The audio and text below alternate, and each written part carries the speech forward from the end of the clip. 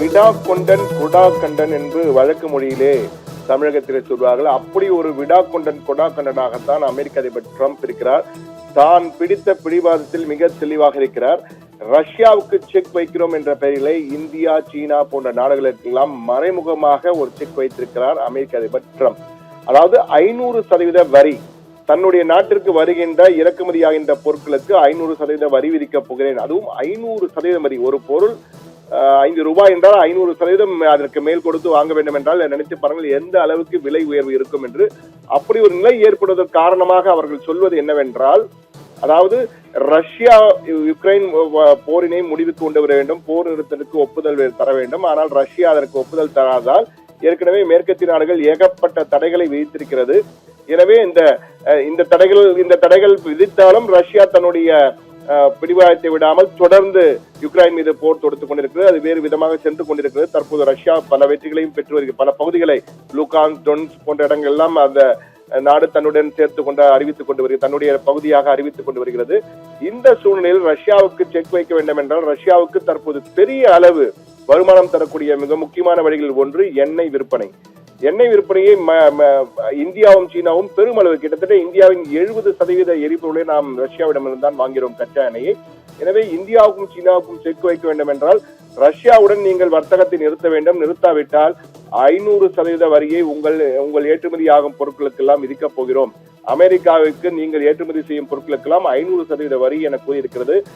ஒருவேளை இந்த 500% வரி என்பது மசோதா தற்போது சட்டமாக்கப்பட்டால் மிகப்பெரிய அளவுக்கு இந்தியாவினுடைய தகவல் தொழில்நுட்பத்துறை, ஜவுளித்துறை, மருந்து பொருட்கள் துறை உள்ளிட்ட பல்வேறு பொருட்கள், இந்தியாவிலிருந்து ஏற்றுமதி ஆகின்ற அனைத்து பொருட்களும் கடுமையான பாதிப்பு ஏற்படும்.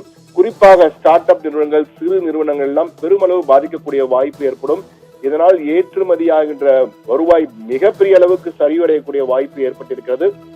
எனவே இந்த நிலை எப்படி வரும் என்றால் அமெரிக்க அதிபர் ட்ரம்புடைய முழு ஆதரவு இந்த மசோதாவுக்கு இருக்கிறது. அவருடைய ஆதரவின் பேரில் தான் அவருடைய கட்சியை சேர்ந்த குடியரசு கட்சியை சேர்ந்த மூத்த எம்பியாக இருப்பார் ரிப்பப்ளிகன் செனட்டர் லின்சே கிரஹாம் என்பவர் தான் இந்த மசோதாவை முன்மொழிந்திருக்கிறார். எனவே இது நிறைவேறுமா நிறைவேறாதா என்பது தற்போது சொல்ல முடியாது. என்றால் எப்படி வேண்டுமானாலும் இது போகலாம். ஆனால் ஒருவேளை இந்த மசோதா நிறைவேற்றப்பட்டால் மிகப்பெரிய அளவுக்கு இந்தியா, சீனா போன்ற நாடுகள் பாதிக்கப்படும் என்பது மாற்று கருத்தில்லை.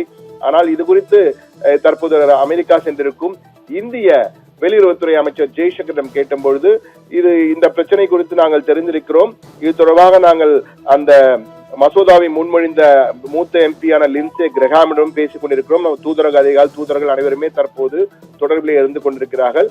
We will cross that bridge when we come to it, if we come to it என்று கூறியிருக்கிறார். அந்த பிரச்சனை வரும்போது மசோதா ஒருவேளை நிறைவேற்ற சட்டமாக்கப்பட்டால் பிறகு நாங்கள் அதை எப்படி அணுகுவது, அதை எப்படி சமாளிப்பது என்பது குறித்து அப்போது முடிவு செய்ய கூறியிருக்கிறார். ஆனால் இது நிறைவேறுமா நிறைவேறாதா என்பது ஒரு கேள்விக்குறியாக இருந்தாலும் ஒருவேளை நிறைவேற்றப்பட்டால் மிகப்பெரிய அளவுக்கு பாதிப்பு ஏற்படும். அமெரிக்க அதிபர் ட்ரம்ப் தன்னுடைய பிடிவாதத்தில் மிக தெளிவாக இருக்கிறார். அதனால் தான் விடா கொண்டன் கொடா கொண்டன் என்ற வகையில் நாம் குறிப்பிட்டோம். எனவே இந்த பிரச்சனைக்கு எப்படி முடிவு ஏற்படும் என்பது தெரியவில்லை. ஆனால் இந்த ட்ரம்ப் வரிகள் என்பது தொடர்ந்து அவர் பதவி ஏற்றிருந்த அடுத்தடுத்து இது போன்ற வரிகளை அறிவிப்பது, பிறகு வாபஸ் பெறுவது, பிறகு குறைப்பது, மீண்டும் உயர்த்துவது, புதிய வரியை கொண்டு வருவது என தொடர்ந்து வரிகள் மூலமாக மிகப்பெரிய ஒரு அரசியல் சதுரங்கம் என்பது போல வரிகள் சதுரங்கத்தை நடத்தி கொண்டிருக்கிறார் அமெரிக்க அதிபர் ட்ரம்ப் என்றான் கூற வேண்டும்.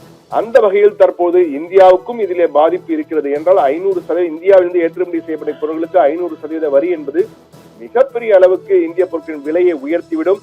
அமெரிக்காவிலே வாங்குகின்ற நுகர்வோர் இந்திய பொருட்களை தவிர்த்து வேறு பொருட்களை வாங்குவதற்கான வாய்ப்புகள் ஏற்பட்டுவிடும். எனவே இந்தியா மட்டுமல்ல, இந்தியா, சீனா போன்ற இருவரும் நாடுகள் என்றால் அமெரிக்காவுக்கு பெருமளவு ஏற்றுமதி செய்யப்பட்ட இந்த இரு நாடுகளும் பெருமளவில் பாதிக்கப்படும் என்பதை அறிந்து கொண்டுதான் ரஷ்யாவுடன் வர்த்தகம் செய்யும் 2 நாடுகளுக்கும் மறைமுகமாக செக் வைத்து தற்போது இந்த 500% வரி என்ற மிரட்டலை விடுத்திருக்கிறார் ட்ரம்ப். என்ன நடக்கப் போகிறது என்பது அடுத்தடுத்து வரும் நாட்கள் நமக்கு தெளிவாக சொல்லும் நேயர்களே.